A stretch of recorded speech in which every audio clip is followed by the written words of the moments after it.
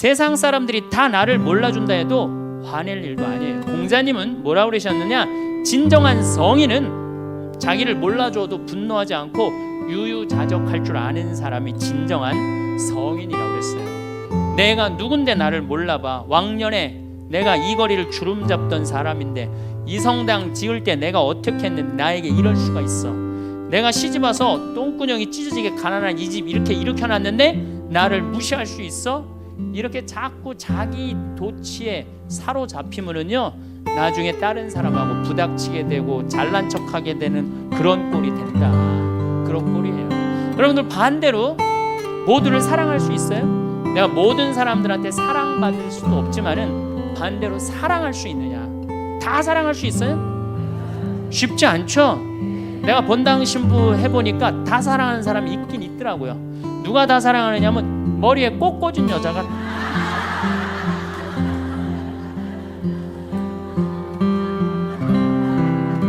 이게 모두를 사랑한다는 게 쉬운 게 아니에요. 근데 우리는 뭐에 지금 세뇌가 되어 있느냐면 성당에 나오면 어떻게 해야 된다고 생각해요? 모두를 사랑해야 된다고 생각하지 않아요? 나를 괴롭히는 사람, 나를 미워하는 사람, 나한테 힘들게 하는 사람 다 사랑해야 된다고 생각해요? 그렇게 생각하잖아요. 그리고 은연중에 그런 교육을 받았어요. 은연중에. 근데 성서에 모두를 사랑하라는 구절은 없어요. 서로 사랑하라고 그랬지 모두를 사랑하라고 하는 구절은 없어요.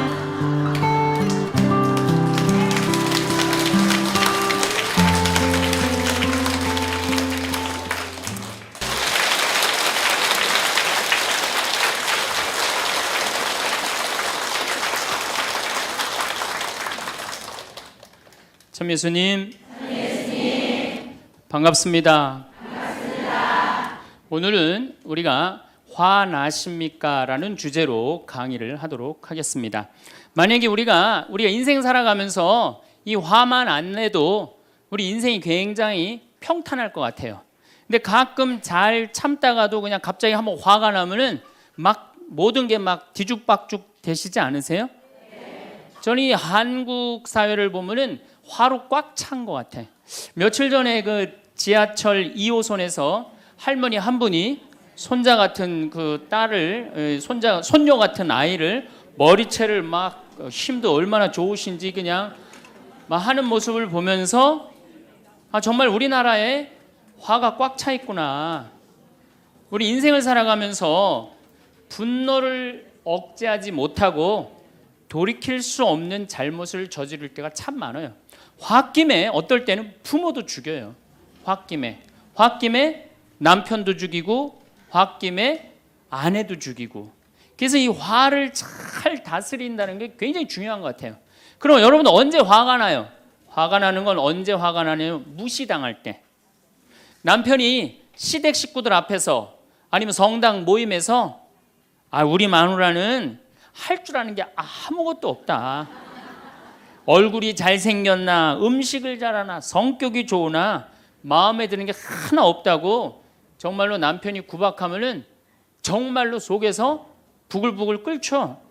예, 내가 누구한테, 남편뿐만 아니라 다른 사람한테 내가 무시당할 때 우리는 화가 나요. 여기서 분노가 끌어올리죠. 또 남편들은 또 언제 화가 나요? 이 세상에서 아내한테 구박받을 처럼 화날 때가 없는 거예요. 당신 월급이 얼마냐? 우리 뭐 먹고 사냐? 누구 남편은 마누라 밍크코트 해줬대더라. 막 이러면은 남편도 막 홧김에 눈이 확 돌아가는 거죠.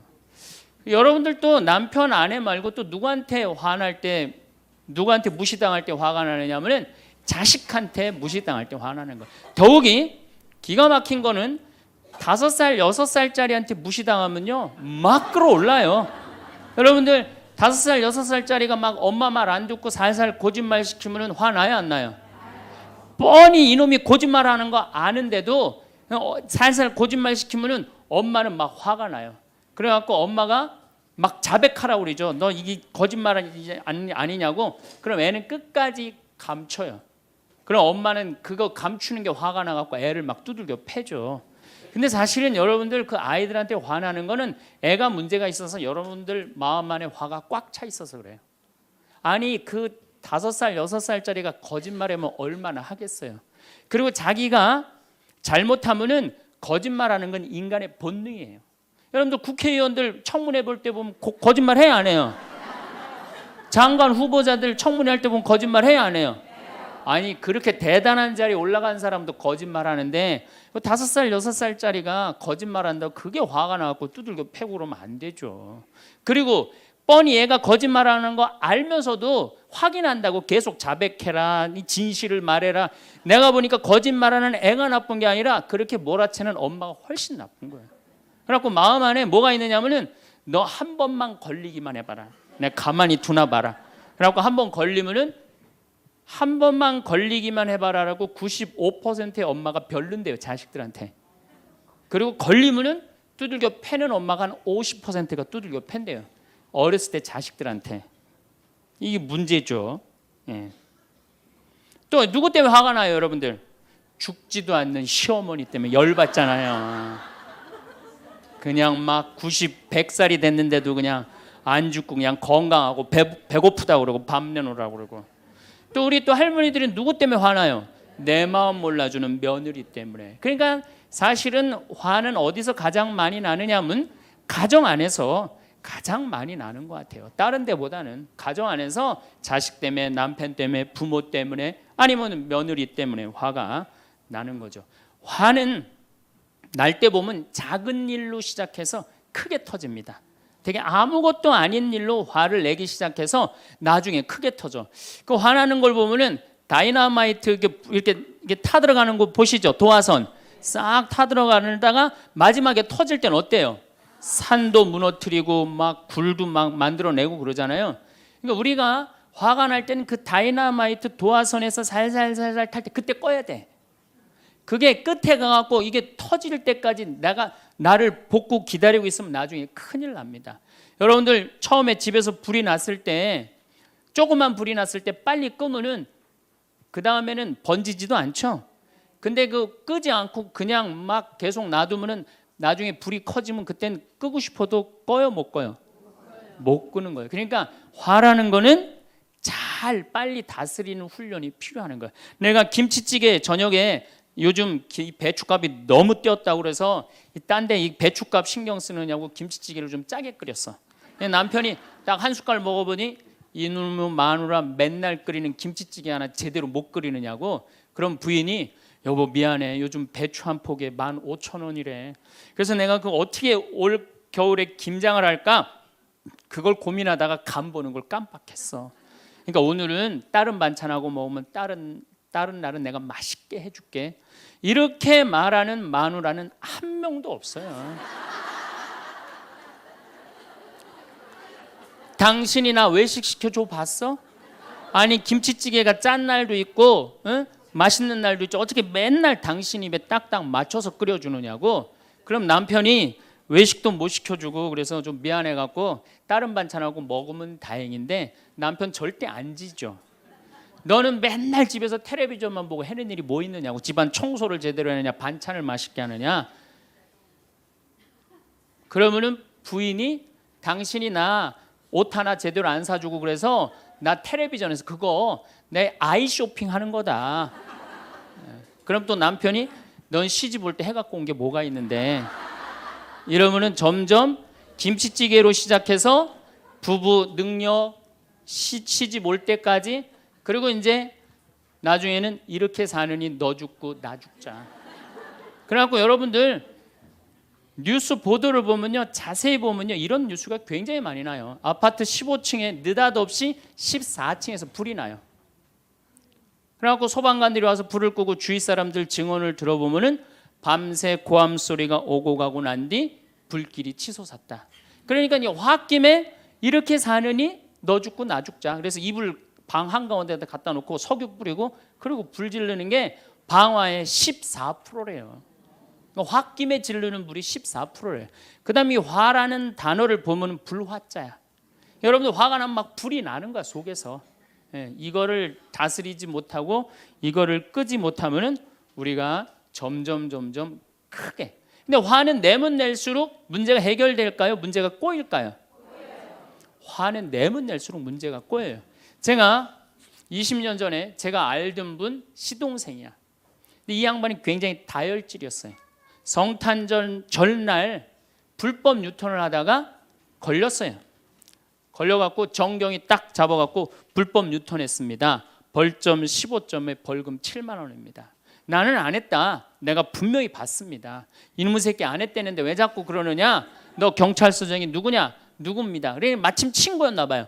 내 친구인데 너 가만히 안 놔두겠다고 귀싸대기를 때렸어요. 정경 귀싸대기를. 했더니 정경이 가만히 있어요. 공무집행방해로 철창에 집어넣어 버렸어요. 그래서 거기서 길길이 뛰다가 그 자리에서 뇌출혈로 죽었어요. 불법 유턴한 거 하나 때문에. 근데 우리는 그런 일들 참 많아. 옛날에도 이 공중전화 오래 한다고 그런 사건도 있었죠. 그냥 아무것도 아닌데 그냥 조금만 한 번만 내가 이 고개를 숙이면 되는데, 저도 강의 다니느냐고 멀리 강의 갈 때 시간은 다가오고 차는 막히고 그러면 제가 불법 유턴도 많이 하고 빨간불일 때 건너도 많이 가요. 정말로. 왜냐하면 나를 기다리는 분이 보통 500명, 1000명인 경우가 많잖아요. 서울 올 때가 제일 그럴 때가 많아요. 딱 걸리면 저는 딱 문 내리고 로만 칼라 딱 보여주면서 제가 뭐라고 그러냐면, 정말 미안하다. 내가 불법 유턴한 거, 내가 신호 어긴 거 인정한다. 그렇지만 내가 강의가 있어서 그러니까 좀 잘 좀 봐줘라.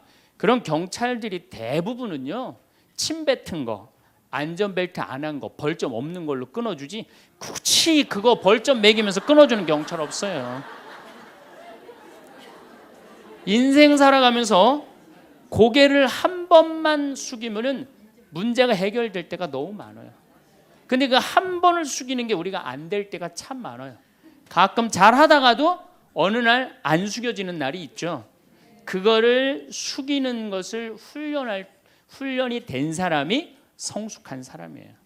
그 사람이 정말로 어디다 내놔도 그 사람 문제 없이 살 사람이에요.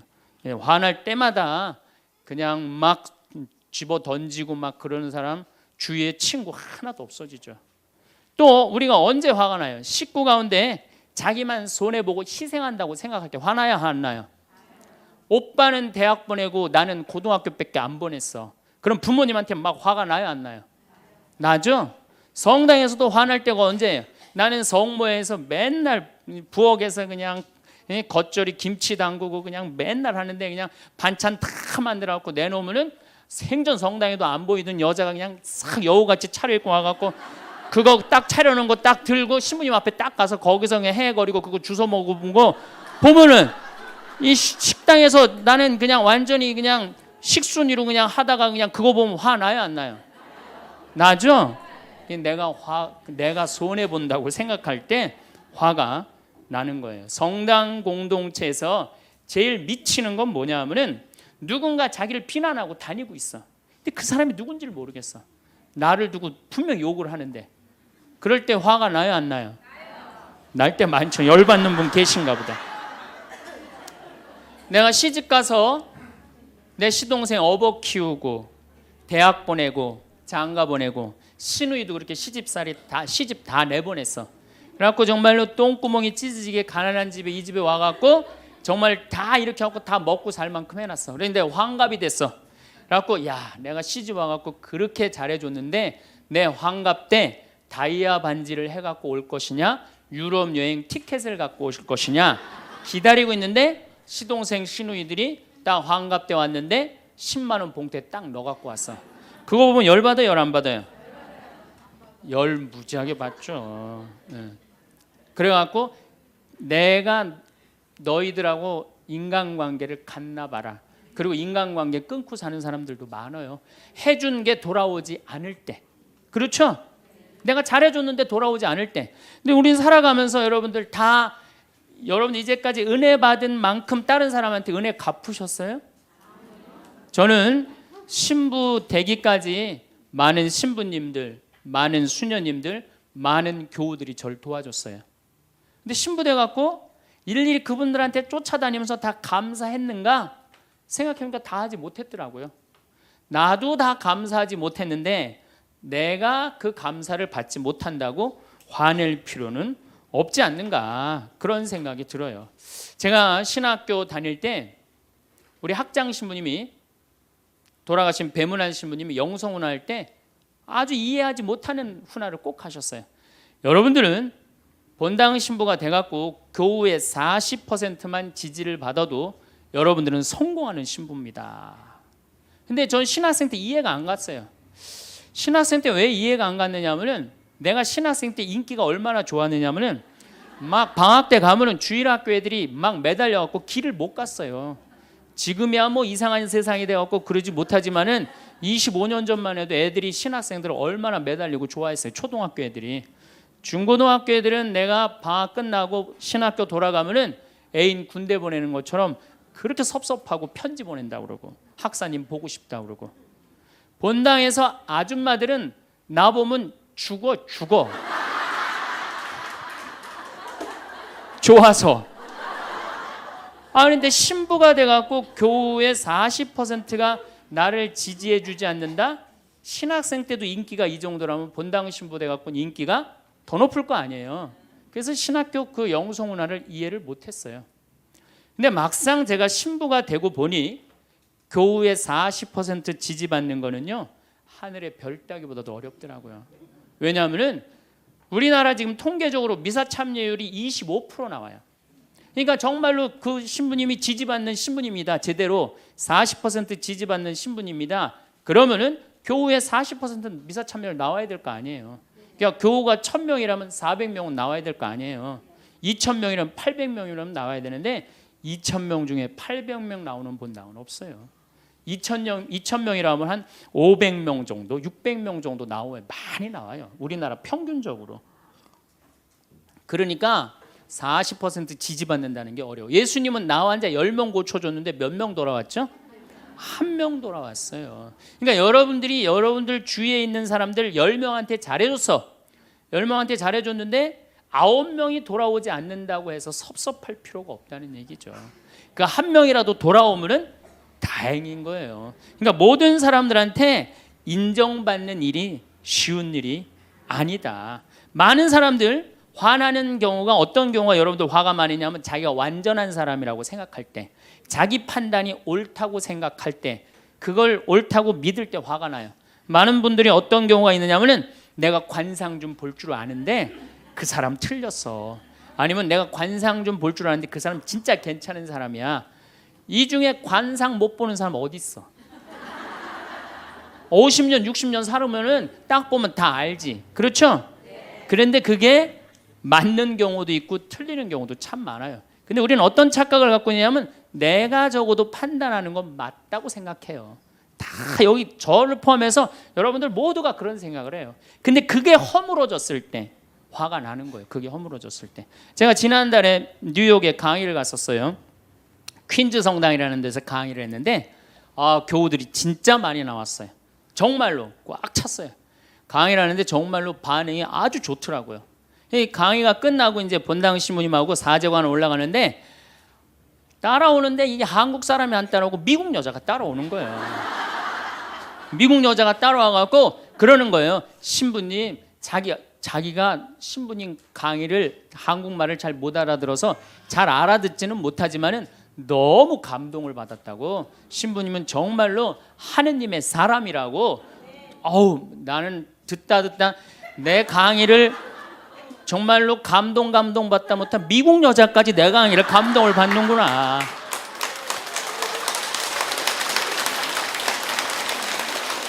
그래갖고 기분이 너무 좋아갖고 이제 그 여자하고 얘기를 하고 있는데 본당 신부님이 자꾸 나를 끄는 거예요. 사정안에 빨리 가자고. 나 지금 미국 여자하고 얘기하는데 지금 본당 신부님이 내 팔을 자꾸 끄는 거예요. 그래갖고 아니 신부님 나 좀 빨리 가자고. 나를 본당 신부님이 가자고 그랬는데 어떻게 가자고 그랬더니 본당 신부님이 조금 지나가더니 신부님이 그러는 거예요. 신부님 저 여자 이거라고 이거.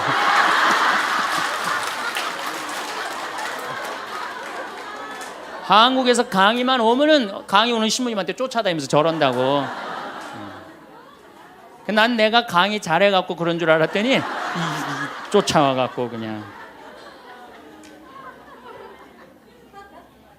내가 성당 봉사한다고 해서 모두가 나를 알아봐 줄 거라고 착각해서는 안 됩니다. 성당에서 열심히 봉사하는 우리 형제 자매님들 가운데 요셉 형제 없으면 우리 성당 쓰러져. 마리아 자매님 없으면 우리 성모에 없어져. 우리 데레사 자매 없으면 성가대 없어져. 그 말 믿지 마세요. 없어져도 성당 잘 돌아가요. 성가대에서 데레사 자매 빠져도 오히려 더 잘 돼. 그러니까 내가 그렇게 대단한 인정을 받는다고, 내가 그런 자리에 차지한다고 생각하는 그때부터 내가 불행해지기 시작하는 거예요. 제가 늘 가끔 드리는 말씀이지만은, 제가 작년 5월 달에 서울 오금동 성당에 강의 갔어요. 강의를 갔는데 그때도 막 많이 모였어요. 여러분들만큼. 그때는 베드로 얘기를 했어요. 베드로가 여러분들 굉장한 분이에요. 만약에 예수님한테 베드로가 없었다면 예수님이 없을 정도로 베드로는 예수님한테 절대적인 존재였어요. 막 그런 얘기를 막 하고 막 그러는데 교우들이 반응이 대단히 좋았어요. 그래서 이제 강의 1강의가 끝나고 쉬는 시간이 됐는데 22년생 할머니야. 머리가 하얀 할머니가 자기가 돌아가신 추기경 형님하고 동갑이라는 거예요. 근데 추기경 형님 항상 자기하고 친한데 동창이라고 그랬다는 거예요. 추기경 형님, 김수환 추기경 형님이. 근데 자기는 그때 할머니가 88살 정도 됐던 걸로 기억이 나요. 88년 동안 살면서 이렇게 훌륭한 신부님 강의 처음 들었다는 거예요. 이야, 내가 정말로 인기가 많은가 보다. 그래갖고 할머니가 신부님 손을 한 번만 잡으면 죽어도 여한이 없다는 거예요. 이제 이 나이에. 그래서 할머니 감사합니다. 그리고 할머니 손을 잡았는데 이 할머니 하시는 말씀이, 난 오늘 우리 차동엽 신부님 손을 잡아서 죽어도 여한이 없다는 거예요. 차동엽 신부님 손을 잡아서.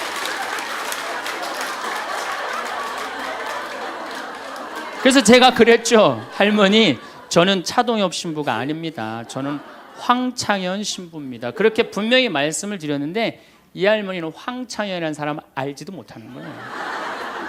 그래갖고 또 뭐 상담하고 싶다는 분들이 있어서 상담을 쭉 하고 있는데 저쪽에 있는 할머니가 안 가고 기다리고 계시더라고요. 사람들이 다 떠나는데 할머니가 또 오셨어요. 이 유명한 신부님 손 한번, 우리 차동엽 신부님 손 한번 더 잡아보자고.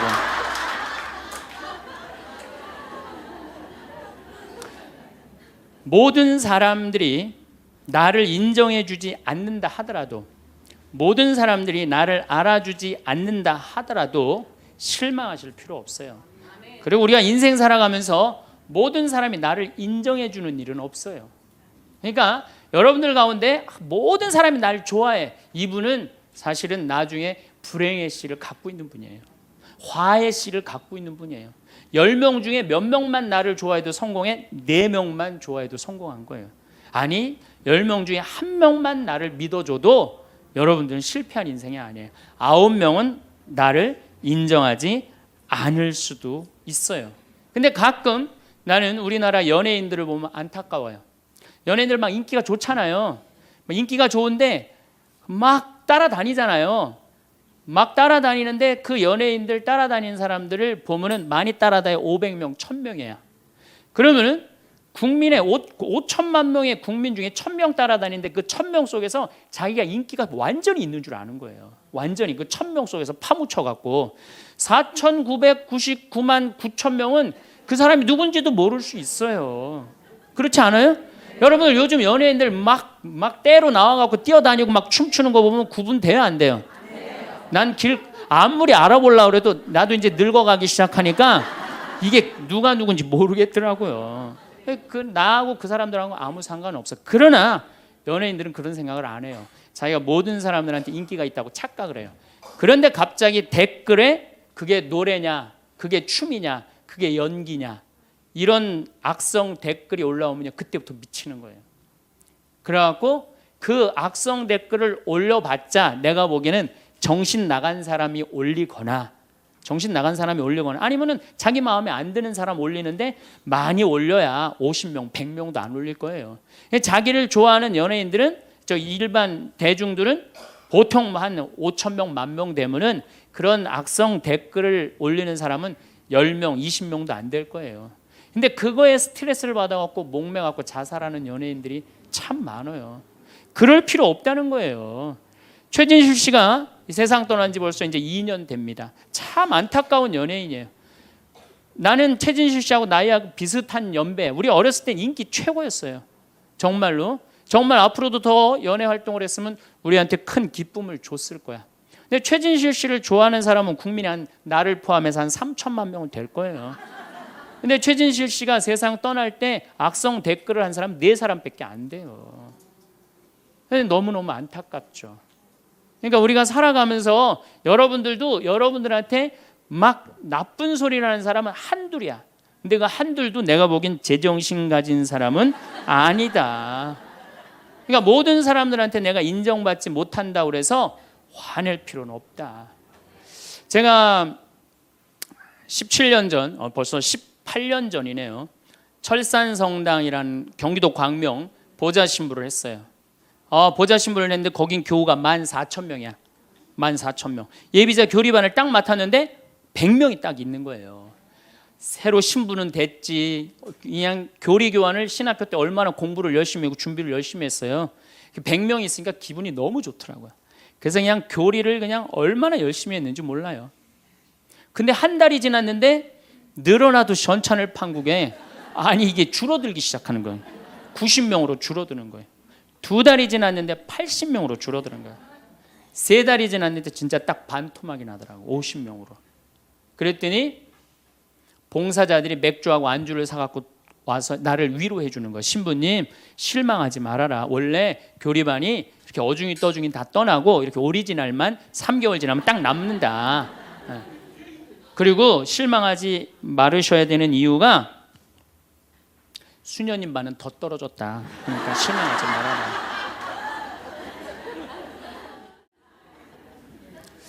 그때 제가 뭐라고 그랬냐면 여러분들은 요한복음 6장도 읽어보지 않았느냐. 요한복음 6장에 무슨 얘기가 나오는 예수님이 5,000명 먹인 기적 얘기가 나와요.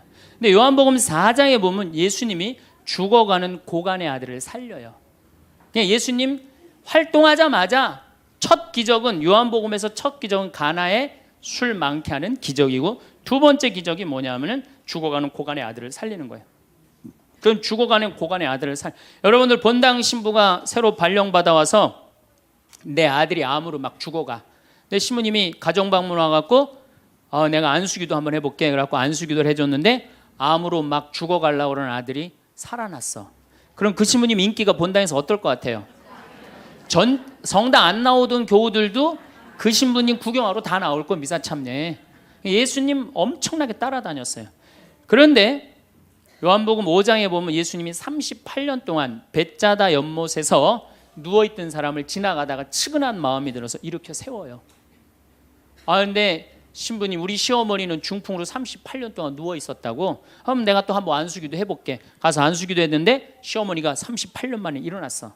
그럼 본당 신부님 인기는 하늘을 찌르는 게 아니라 하늘을 뚫고 올라갈 거예요. 그 정도로 예수님 인기가 그렇게 좋았어요.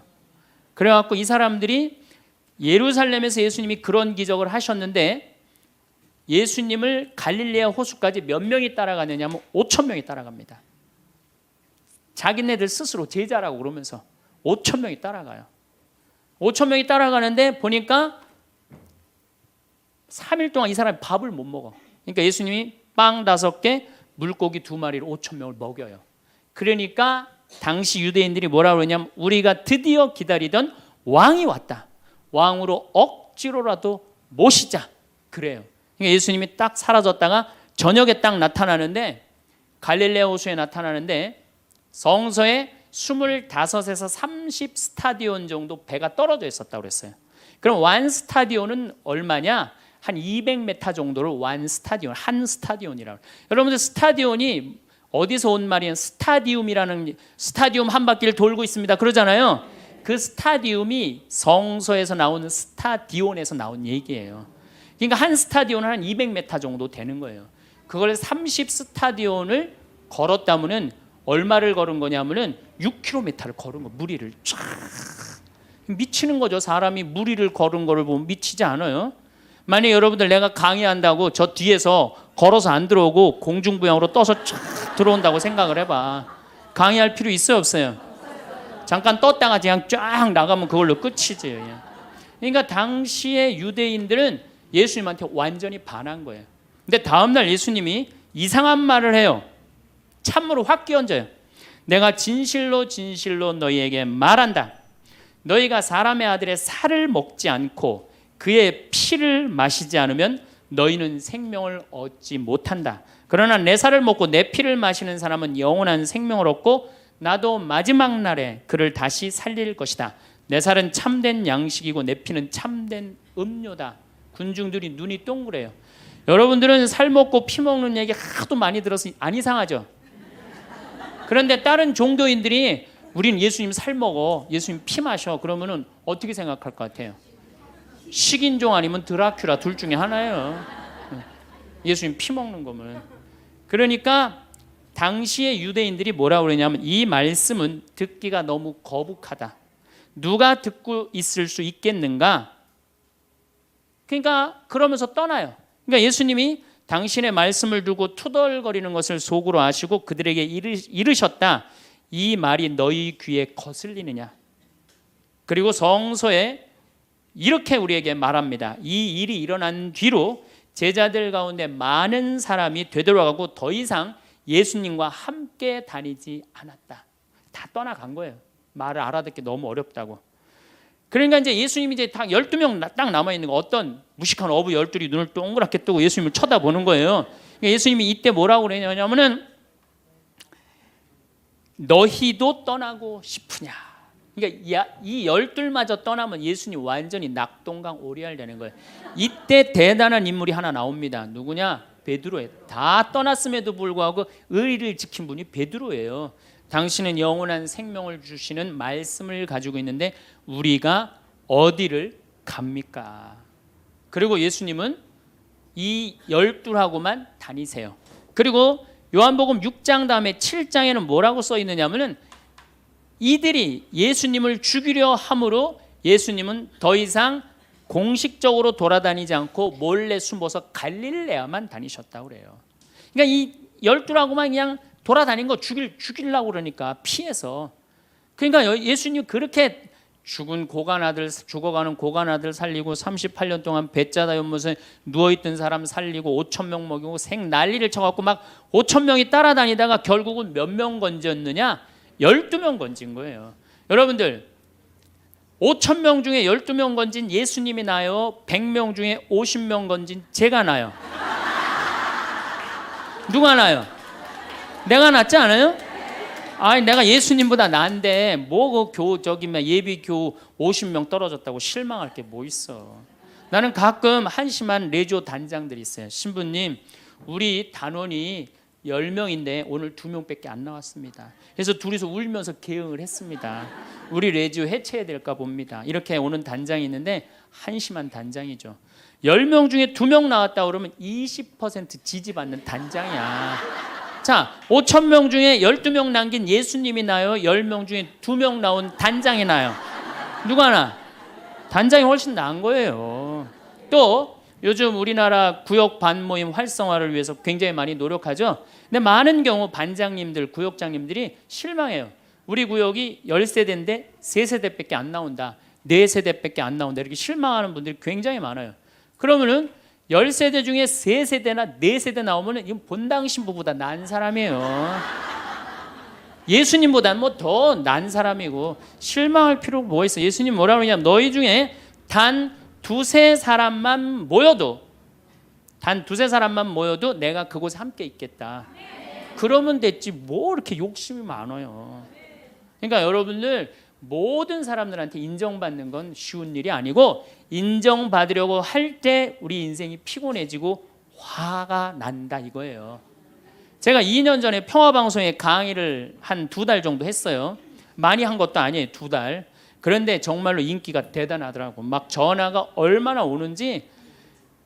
특히 천주교 교우들은 의외로 전화를 안 하더라고. 개신교 성도들이 얼마나 전화를 많이 하는지 몰라요.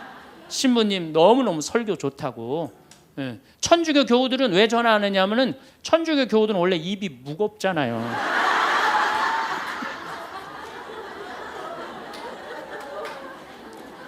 급기야는 목사님이 전화를 하셨어요.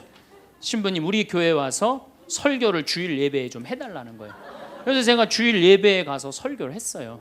그때 이번에는 천안에서 스님이 전화를 하셨어요. 우리 절에 와서 설법을 해달라고. 더욱이 나는 그 주지 스님을 아직도 잊지 못하는데 참 좋으세요. 겸손하시고. 상좌에 앉혀서 제가 설법도 주일날 했어요. 뭐 인기가 뭐 천주교, 개신교, 불교 막 올라가는 거예요. 기분이 끝내줬는데 갑자기 전화가 한 통 왔어요. 평촌에서 사는 할머니야. 근데 이 할머니가 전화를 우리 직원한테 황창현 신부를 바꾸라고 전화가 온 거예요. 근데 문제는 황창현 신부님을 바꾸라는 건 좋은 말 하려고 전화한 거예요. 황창현 신부를 바꾸라는 건 따지려고 전화한 거예요. 전화를 딱 받았더니 당신은 정의구현 사제단이냐 딱 그렇게 물어보는 거예요. 그래서 난 정의구현 사제단이 아니다 그랬더니 정의구현 사제단도 아닌데 왜 운하를 반대하느냐. 우리나라 경제가 살려면 운하를 해야 된다. 젊은 신부가 경제도 모르고 사회도 모르고 정치도 모르는 신부가 방송에 나와서 운하가 안 된다고 1시간 동안 떠들면 되겠느냐. 그리고 당시 수원교구 주보에다가 운하 안 된다고 한 달을 주보에다 써내는데 그 60만 명 70만 명이 있는 주보에다 그런 글을 쓰면 되느냐. 그리고 당신 앞에 행복론 강의도 하나도 재미없었다. 나와서 방송 나와서 강의하지 말아라. 그리고 전화를 탁 끊는 거예요. 제가 기분이 좋았겠어 나빴겠어요? 기분은 나빴지만 그 할머니 때문에 화를 주체하지 못해서 내가 목을 매갖고 자살을 해야 되겠다 이 생각은 안 했어요. 생각이 다 틀린 거예요. 생각이 틀리고 상황이 다 틀린 거예요. 내 강의를 듣는 사람이 10,000명이라면 10,000명 중에 5,000명은 나하고 생각이 같을 수 있어요. 근데 5,000명은 나하고 틀릴 수 있어요. 5,000명이 틀리다고 그 5,000명 때문에 화낼 필요는 없다. 아, 나하고 틀릴 수도 있구나. 이렇게 생각하면 마음이 편안하거든요. 근데 그런 것 때문에 뭐 화를 내고 열낼 일이 뭐가 있어요. 또 한 번은 내가 노인에 대한 강의를 했어요. 우리 이제 안 죽는다. 우리 이제 100살까지 산다. 110살까지 산다. 그러니까 자식들한테 재산 물려주지 말고 다 여러분 위해 쓰다가 죽어라. 그리고 통장에 얼마만 남기면 되냐? 500만 원만 남겨라. 500만 원만. 그렇게 마음껏 쓰다가 죽을 때는 돌아다니다 지치면은 그냥 죽을 땐 꼴까닥 죽어라. 네, 이렇게 강의를 했더니 아, 정말로 할머니들이 이번에는 전화를 무지하게 하는 거예요. 너무너무 내 노년을 확실히 알려줘서 고맙다고. 이번엔 순천에 있는 할아버지가 전화를 하셔서 신부님 저는 70 먹은 노인인데 침례교회를 다닙니다. 근데 신부님 강론을 듣고 가슴이 뻥 뚫렸다는 거예요. 아, 내가 남은 인생 30년이나 남았는데 어떻게 살아야 되는지 너무너무 잘 들었다고. 근데 신부님이 다음 주에 이제 돈 다 쓰다가 꼴까닥 죽는 방법을 알려준다고 그랬는데 그 주간에 당신이 어딜 가갖고 못 들었대 내 강의를. 그래갖고 꼴까닥 죽는 방법을 알려달라고 전화를 했더라. 야, 정말로 이 순천의 할아버지도 나한테 전화를 기분이 너무너무 좋더라고요. 근데 하느님은 참 짓궂게도 그 전화 끊자마자 이번에는 저 부산에서 전화가 왔어요. 황창현 신부를 바꾸라고. 전화를 딱 받았더니 당신이 황창현 신부냐고. 내가 황창현 신부라. 당신 요즘 왜 그런 강의를 방송에서 나와서 해서 집안을 평지 풍파를 일으키느냐. 그러니까 내 강의를 듣고 시어머니일 거예요. 시어머니가 내 강의를 듣고 며느리를 불러서 한 소리 한 거지. 나 안 죽는데더라.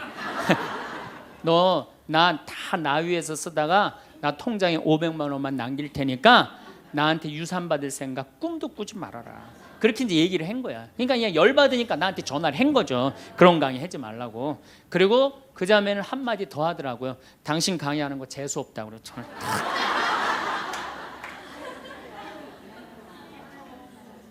내가 그 전화를 받고 기분이 좋았겠어요? 나빴겠어요? 기분은 나빴지만 내가 화가 나고 내 감정을 주체할 정도는 아니었어요.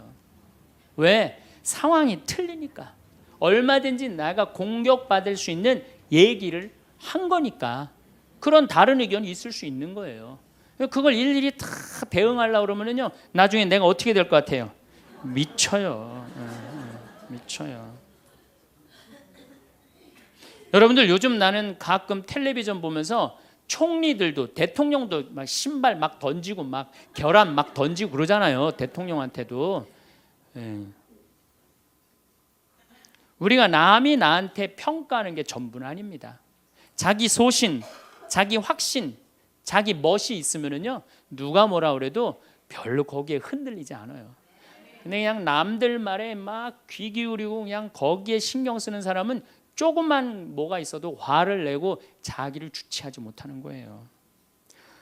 루카복음 9장 51절을 보면 예수님이 사마리아를 통해 예루살렘으로 올라가려고 할 때 사마리아 사람들이 예루살렘에 간다는 이유로 예수님을 거부해요. 들어가지 못하게 동네를. 그 동네로 지나가면 지름길로 갈 수 있는데, 그러니까 야고보하고 요한이 열받아갖고 뭐라 그러냐면 하늘에서 불을 내려다가 살러버릴까요? 얼마나 열받았으면 하늘에서 불을 내려다가 살러버릴까요? 그래요. 근데 예수님은 이 둘을 꾸짖고 돌아가세요. 예수님도 돌아가는데 우리가 화가 난다고 그냥 열지르는 사람마다 전부 다 정면 돌파할 필요는 뭐가 있어요? 그렇지 않겠어요? 우리도 예수님처럼 돌아갈 상황이 되면 돌아갈 줄 알아야 됩니다. 세상 사람들이 다 나를 몰라준다 해도 화낼 일도 아니에요. 공자님은 뭐라고 그러셨느냐? 진정한 성인은 자기를 몰라줘도 분노하지 않고 유유자적할 줄 아는 사람이 진정한 성인이라고 그랬어요. 내가 누군데 나를 몰라봐. 왕년에 내가 이 거리를 주름 잡던 사람인데 이 성당 지을 때 내가 어떻게 했는데 나에게 이럴 수가 있어. 내가 시집와서 똥구녕이 찢어지게 가난한 이 집 이렇게 일으켜놨는데 나를 무시할 수 있어? 이렇게 자꾸 자기 도취에 사로잡히면은요, 나중에 다른 사람하고 부닥치게 되고 잘난 척하게 되는 그런 꼴이 된다. 그런 꼴이에요. 여러분들 반대로 모두를 사랑할 수 있어요? 내가 모든 사람들한테 사랑받을 수도 없지만은 반대로 사랑할 수 있느냐? 다 사랑할 수 있어요? 쉽지 않죠? 내가 본당 신부 해보니까 다 사랑하는 사람이 있긴 있더라고요. 누가 다 사랑하느냐면 머리에 꽃 꽂은 여자가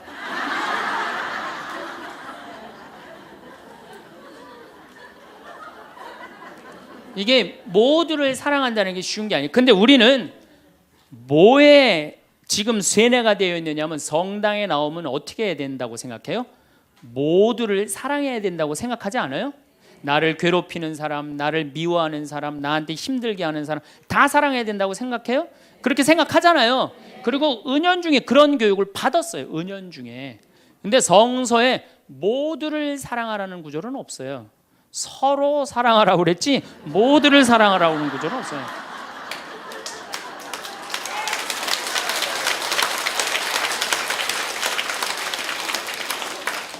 그러면은 이 모두를 사랑하는 게 얼마나 어려우느냐, 요 얘기만 하고 다음 시간에 얘기하도록 하겠습니다. 사람은요, 동그란 사람이 있고 네모난 사람이 있고 세모난 사람이 있고 별난 사람이 있어요. 그렇죠?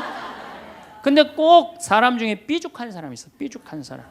말 한마디라도 꼭 아프게 하는 사람이 있어요. 그래갖고 내가 그냥 마음 먹고 파마를 싹 했단 말이야. 마음 먹고. 그래갖고 이 동그란 사람이 파마를 딱 했는데 삐죽한 놈이 딱 와서 한마디 합니다. 파마를 왜 그렇게 했어? 얼굴이 떡판 같아 보이잖아. 그럼 이 동그란 사람 피가 뚝뚝 떨어져요, 안 떨어져요? 뚝뚝 떨어지는데 동그란 사람 특징은 뭐냐? 남한테 싫은 소리 하면 안 되는 줄 알고 있는 거예요. 그러니까 동그란 사람이 그렇게 내 가슴에 피가 떨어지면 한마디 해줘야 될 거 아니에요. 내가 떡판이든 뭐든 네가 무슨 상관이냐 이렇게 얘기를 해야 되는데, 동그란 사람은 파마를 왜 그렇게 해서 얼굴이 떡판 같잖아. 그러면 동그란 사람이 뭐라고 그러냐면 그러게 해다 보니 그렇게 됐네. 그리고 어디 가서 울기 시작하냐면 성당에 가서 울기 시작하는 거예요. 예수님, 저 삐죽한 여자가 나보러 떡판이래요. 근데 예수님, 당신이 정말로 십자가에서 참고 인내하고 용서하고 사랑했으니까 나도 참고 용서하고 인내하고 사랑할게요. 그래갖고 그냥 겨우 어떻게 주체할 수 없는 걸 다스려갖고 고해성사를 봤어. 고해성사를 봐갖고 용서를 했어. 자기하고 예수님하고 신부님하고는 화해를 했는데 그 삐죽한 사람하고는 화해했어, 안 했어요? 삐죽한 사람은 찔렀는지도 모르고 몰라요. 그 사람 피가 흐르는지도 몰라요. 그런데 더 동그란 사람 미치는 건 뭐냐면 그렇게 찔러놓고 딴 데 가고 막 헤거리고 또 수다 떨면은 동그란 사람이 속으로 무슨 생각이 들어요? 넌 웃음이 나오니? 난 지금 피가 뚝뚝 흐르는데. 가을이 돼갖고 그냥 마음 먹고 성당을 나왔는데 삐죽한 놈이 동그란 사람한테 한마디 또 합니다. 아니, 요즘 남편이 돈 못 벌어? 옷을 왜 이렇게 후줄그리하게 입고 다녀? 그러면 또 피가 뚝뚝 떨어지는 거야. 이 동그란 사람, 여러분들 삐죽한 사람 만나야 돼, 만나지 말아야 돼? 만나면 안 돼요. 이 삐죽한 놈 누구 소개시켜줘야 되냐면 별난 놈 소개시켜줘. 별난 놈. 찔러도 안 나오는 별난 놈. 예? 이런 놈 소개시켜줘야지 어떻게 모두를 사랑할 수 있어요. 그거는 불가능한 얘기예요. 모두를 사랑한다는 거. 그러니까 여러분들 오늘 이후로 나는 모든 사람을 사랑할 것이다. 그러면은 나중에 누가 망가지냐면 내가 망가져요. 모두를 사랑하면서 자기가 완전히 망가지는 거예요. 모두를 사랑하면서 기쁨은 다행인데 모두를 사랑하면서 그걸 끌어안느냐고 속에서 부글부글 끓어. 그냥 화가 꽉 차 있는 거죠. 그러면은 다음 시간에 정말 모두를 사랑하는 일이 얼마나 어려운 일인지 이야기 나누도록 하겠습니다. 감사합니다.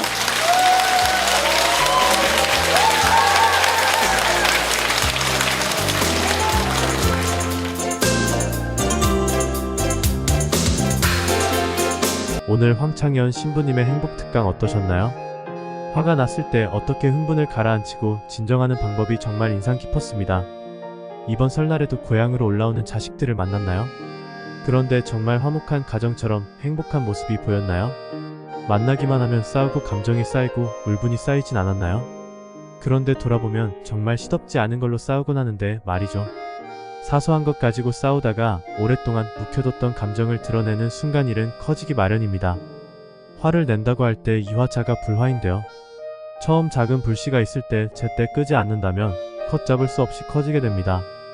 작은 불씨를 끌 때에는 아프긴 하겠지만 내가 조금이라도 희생해서 끄지 않는다면 앞으로 막기가 더 어려워집니다. 내가 좀 더 아량한 마음으로 넓은 마음으로 품어주고 감싸 안으면 될 텐데 뭔가 내가 용서를 구하면서 낮아지면 뭔가 손해보는 것 같고 내가 업신여김을 받는 것처럼 느껴지나요? 사실 용기는 더 성숙한 사람이 하는 겁니다. 화를 낸다고 그 사람이 더 강력한 사람이라 느끼는 건 착각입니다. 그러면 우리는 화를 아예 내면 안 될까요? 화를 내는 건 잘못된 감정인 걸까요? 아닙니다. 우리의 감정 중에 잘못된 감정은 없습니다. 분노도 마찬가지입니다. 하지만 이를 어떻게 표현하느냐에 따라 잘못이 될 수도 자연스러운 감정이 될 수도 있는 것이죠. 가족과 같이 식사를 차리면서 혹은 밖에 나가 외식을 하면서 부닥치는 일이 종종 발생하곤 합니다. 하지만 이것은 다양한 사람이 어우러진 것이기 때문에 자연스러운 겁니다. 이때 뭔가 내가 억울하고 아니냐 라는 생각이 들 때가 있을 겁니다. 그런데 이때 그냥 속으로 썩히기만 한다면 그게 문제가 됩니다. 내 속마음을 말하는 걸 부끄러워하지 마세요. 남에게 좋은 말만 하고 싶다고 내 솔직함을 드러내지 않는다면 언젠가 큰 화로 돌아오게 됩니다. 상대에게 내 진심을 보여주고 내 속마음을 보여준다면 더 이해받을 수 있게 됩니다. 세상에 나쁜 사람은 없습니다. 이해받지 못한 사람만 있을 뿐이죠. 그리고 우리는 이해를 하지 못했기 때문에 분노하고 화를 냅니다. 그렇기에 우리는 화를 내기 전 이해를 하려고 해야 합니다. 동시에 이해받기 위해 솔직한 나를 드러내는 것도 중요합니다. 내 약점을 드러낸다고 생각이 드시나요? 괜히 솔직해지면 내 약점만 잡혀서 나중에 발목 잡힐 것 같나요? 믿음이 가지 않는 사람에게 말하면 내 약점으로 잡히게 되지만 나와 평생을 함께할 사람이라면 솔직해지셔야 합니다. 서로를 이해하려 하고 나를 솔직하게 드러내주는 그것이 인생의 방향이지 않을까 싶습니다. 예수님께서 모두를 사랑하라고 하시진 않았습니다. 서로 사랑하라고 하십니다. 일방적으로 사랑하라는 구절도 아니고 서로 사랑하라고 하십니다. 사랑은 혼자 하는 게 아닙니다. 사랑은 서로 같이 하는 겁니다. 내 주변에 있는 모두가 나를 사랑하지 않는다고 실망하지 마세요. 내가 해준 게 얼만데 하면서 은혜를 몰라준다고 실망하지 마세요. 우리도 우리한테 도와준 모든 사람에게 다 감사함을 표하고 100% 알아주지 않았습니다. 우리는 모두에게 사랑할 수 없고 모두에게 사랑받을 수 없다는 걸 알아야 합니다. 예수님이 기적을 행하시고 5,000명의 사람이 뒤따랐습니다. 그런 예수님도 12명의 제자가 남았습니다. 우리라고 별 수 있습니까? 10명 중에 1명이라도 나를 알아주고 인정해준다면 그걸로 된 겁니다. 주변 모든 사람에게 이쁨 받고 인정받는 사람이 부럽나요? 그 사람이 진정으로 사랑받고 있는 걸까요? 겉으로 보기엔 대단해 보이고 인기가 많아 보일지 몰라도 그 뒤의 모습은 진정성이라고는 없는 공허한 모습만 남아있을 뿐입니다. 그러니 절대 기죽지 마세요. 당신은 이미 충분히 사랑받을 자격이 있는 사람이고 좋은 사람입니다. 제일 좋아질 필요는 없습니다. 전보다 조금, 아주 조금만 좋아져도 됩니다. 오늘 영상을 통해 명절에 서로 사랑하고 화목한 가정이 되었으면 좋겠습니다. 앞으로도 유익하고 많이 웃으실 수 있는 영상 만들도록 하겠습니다. 유익하셨다면 구독과 좋아요, 댓글 부탁드립니다. 감사합니다.